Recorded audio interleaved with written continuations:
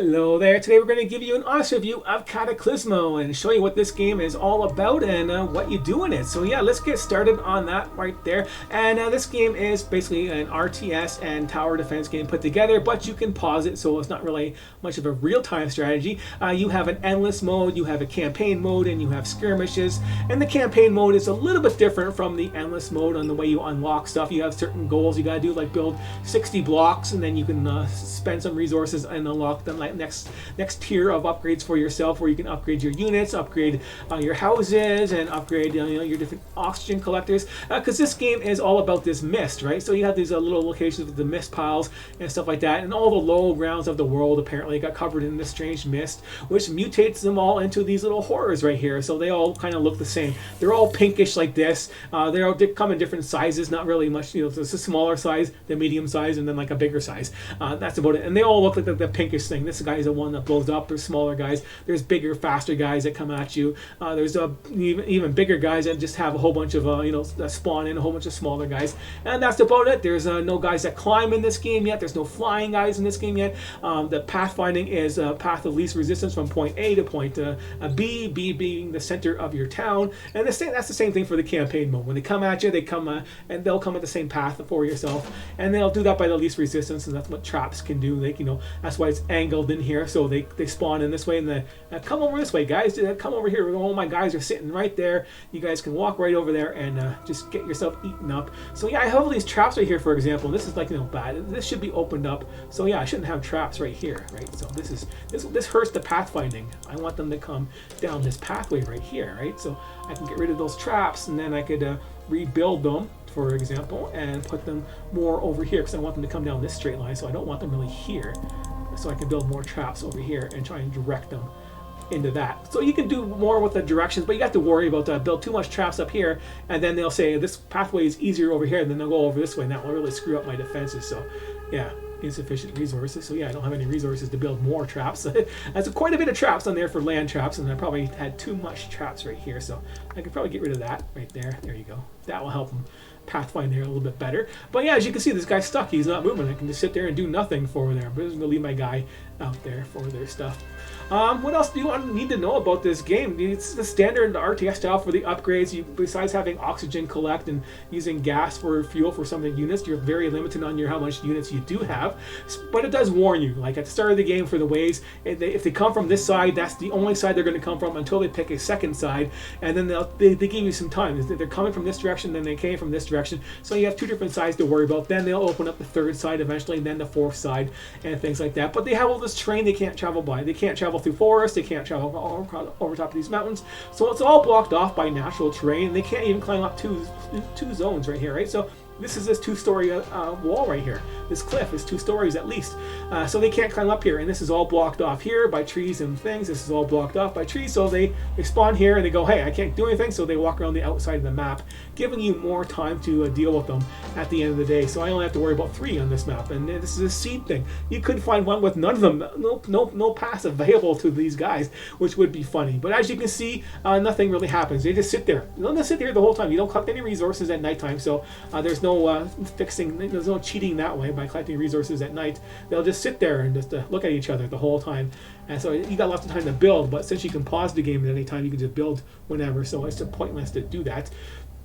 But there's lots of things to worry about in this game, like the structure, integrity, but things and the things like that. That's why you got to build system. I want my guys to climb up here. I got to build little lifts and pathways like that. They got to climb up here, go out and go around and climb up there. Just a simple system like that for yourself to climb up there. In case you wanted to copy that, if you're going to play this game, that gives you the basic idea for the 101 version. Not the really smart version, but a good enough version to get by at the start until you start getting the blocks that can buff you from multiple buff blocks, which this doesn't support, right? But I got this is the pathway they come in there straight this way. They'd ignore this one right here, but I doubled up some more walls in case they change their mind. But yeah, the traps, they just spawn right there straight into the wall, and then bam, and they get nailed, that kind of thing. So yes, it's relatively easy and fun to do, and neat doing all the buildings and things like that. And there are these upgrades, and you do get these points very slowly in this game. Those points are very slow, lots of stuff to buy still, versus what's owned basically for how late I am in the game for the waves and things like that. But it's an interesting game nonetheless. It's not the best game out there. It's not really that in depth. You know, the storytelling with the Spanish overtones is kind of not that great either. For me, Spanish is the second worst storytelling out there for that kind of stuff. You know, Russian being the worst. But yeah, I don't really have much experience in other countries' storytelling abilities, and none of them are really good in my opinion. So you're building off something that nobody tells a good story these days for their country's origins, and you know, Russian stories are just such garbage and funny. Oh my god, playing some of their games is listen to stories like that Stalker game. Oh my god, that Stalker game. Oh man, don't play that Stalker game. They try to make it seem good, but oh my god, that story is just utter shit. But yeah, this story is not that. It's not utter shit. It's not that bad. It's just not that great either. So, but if I was judging this game based on the story, it'd probably be like a 4 out of 10.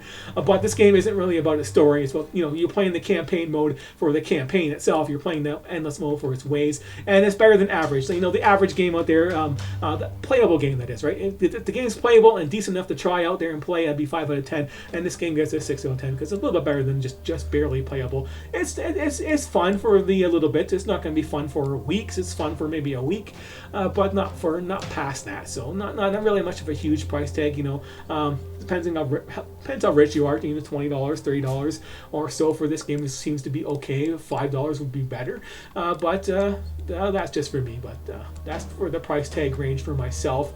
What you might want to pay for this style of game for how much you get out of it, right? So you can play it probably pretty decently for a week, but not much for longer, unless you get really bored, right? Unless you're really bored and want to do some more waves and stuff like that, and do it again, because it is a functioning, working game that works properly, and it's easy to do, and you still have some fun stuff to do with all the boosts and stuff like that, and you can see how high you can get with the waves. Maybe you want to do seed finding and do stuff on that, like find the seed with only one pathway or no pathways, and be funny that way. Really funny and cheap and easy to win if you have no pathways for the enemies to take, right? You can have a really fun seed to find if it is possible to actually have that, but it could be possible. You never know. It's a seed-based game, and it's not really that great in that department. But anyways, lots of stuff to do. At least you can pause it, get your resources back. If you make a mistake, you know, pausing the game and destroying a block doesn't mean you just lose everything. You get all that resources back, unless there's enemies nearby, and then since it's paused, you can always adjust stuff as you see fit and rearrange it, like, you know, anyway, maybe I want to put them sideways like this, right? Maybe I want to do this for my building, right? So that's what you probably want to do for your building, is put your stone blocks, your 3x3 stone blocks on the side. Get in there properly.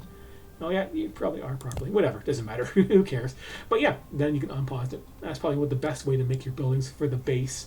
Yeah, so maybe the base for all your buildings should be like this, right? Just bam. There's your wall right here, and then you start building your wall up there. They have to destroy the bottom parts first, since they only attack on the ground levels, and then you can start building your windows. I like the windows. For your buffs, you know, the enemies get buffs your guys get buffs when they stand on that part of those parts of the blocks, and then you have the other buff blocks that you have in this game too. We got some flags right here, for example. That's all I have right now, so I can stick a flag right there, and that will be boosting all those guys that are standing there.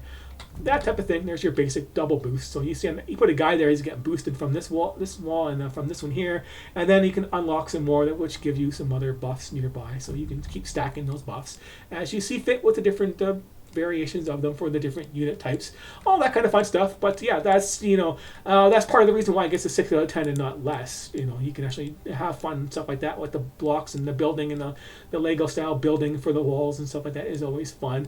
And it's kind of neat that they have the system where the hit points is based on the total block height for all your blocks, right? So that's why, you know, this here block is like, you know, 560 hit points, but this stone block over here is 7 hit points. Yeah, that's really easy to break. Just 7 hit points just to break that, right, for that block. So yeah, that's really easy to break. So you gotta stack it up there, and they're still going to stay 7. Now they're going to stay higher. Now they're up to 122. I take that block away. It is 7. So yeah, they have that. So you get to that threshold, bam, your wall's a lot stronger. That type of thing is going on there, and wood doesn't count. So for that kind of thing. And that's a neat system on there. But there you have it. You got your nice big square map, and that's about it. And survive the waves of guys that come at you, and they could get bugged like this guy is just sitting in here, and you could just do nothing the whole time.